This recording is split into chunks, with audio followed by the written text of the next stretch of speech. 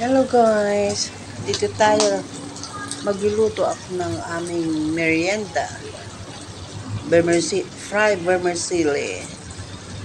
So, start tayo nagluto para meron kaming kakainin naman. Ang ginagay ko lang, mga simple lang na ingredients. Very simple lang. Yan, linagyan ko na yung mga ano yan. Pepino, carrot. Yan, mga simple lang.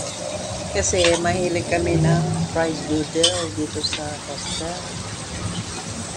Dalawa naman lang kami kaya kakain yan. Dalawa kami yung isang reception. Yan, ang aking vermicelli fried noodle. My favorite.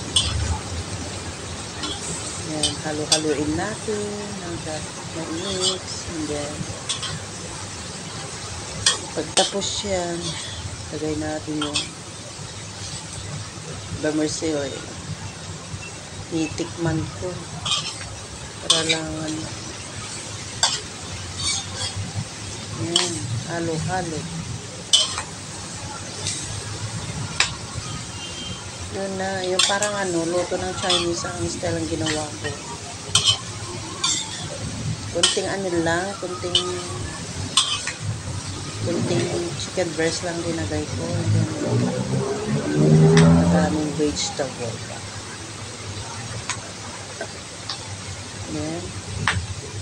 Adjust ko ng tubig para maluto konti. Yung vegetable, i-half cook natin. Para mas crunchy po. Ganyan ako magluto. Linuluto ko muna yung ano, yung ingredients. Tinitik out ko muna yung ingredients. Ganyan.